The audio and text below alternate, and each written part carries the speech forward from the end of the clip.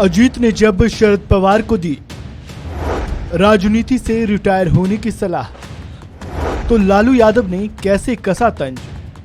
उनको कहने से रिटायर हो जाएंगे। वो पूरा आदमी रिटायर होता है करके, राजनीति में रिटायर नहीं होता। उनके कहने से रिटायर होंगे क्या? राजनीति में कभी कोई रिटायर नहीं होता। शरद पवार की उम्र पर सवाल उठाते हुए भतीजे अजीत पवार ने उन्हें राजनीति से रिटायर होने की सलाह दी। जब लालू यादव से इसे लेकर सवाल पूछा गया तो उन्होंने अपने अंदाज में तंज कसते हुए जवाब दिया और कहा कि बूढ़ा आदमी राजनीति में कभी रिटायर नहीं होता। एक बार फिर सुनिए।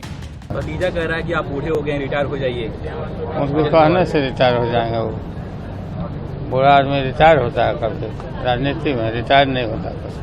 चलने दीजिए। चलो। महाराष्ट्र में सियासी ड्रामा जारी है। एनसीपी के भीतर की लड़ाई अब सबके सामने आ चुकी है। शिवसेना की ही राह पर एनसीपी भी जाती हुई नजर आ रही है। पहले अजीत पवार अपने गुट के विधायकों के साथ बीजेपी में शामिल होते हैं और फिर एनसीपी पर अपना दावा ठोक देते हैं। इसके बाद शुरू होता है आरोप प्रत्यारोपों का दौर। शरद पवार ने जहां अजीत पर निशाना साधते हुए उन्हें खोटा सिक्का बताया, तो वहीं अजीत पवार ने चाचा शरद पवार को उम्र का हवाला देते हुए राजनीति से रिटायर होने की सलाह दे डाली। इस पर अब तमाम नेताओं की ओर से प्रतिक्रियाएं आने का दौर भी शुरू हो चुका है।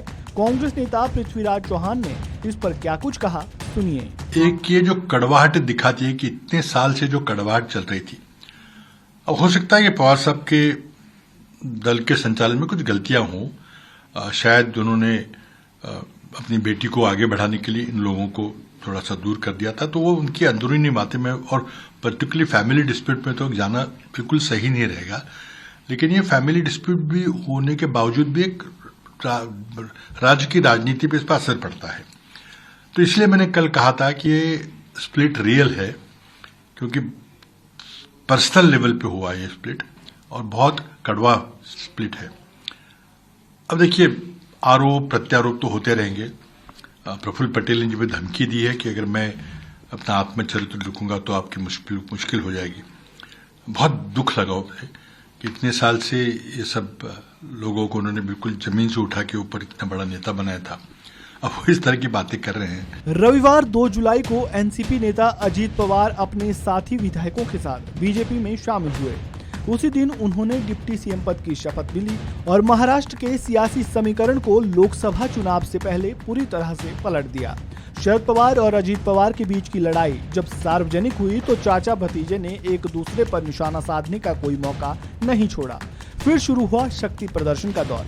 अजीत पवार ने अपने गुट के नेताओं के साथ बैठक की और दूसरी ओर शरद पवार ने भी उसी दिन बैठक बुलाई। इस दौरान अजीत पवार ने एनसीपी पर अपना दावा ठोका और शरद पवार को रिटायर होने की सलाह दे डाली। वहीं शरद पवार ने इसके जवाब में कहा कि पार्टी का नाम और सिंबल हमेशा उनके पास ही रहेगा। इस खबर में फिलहाल इतना ही। ताज़ा अपडेट के लिए बने रहें वन इंडिया हिंदी के साथ।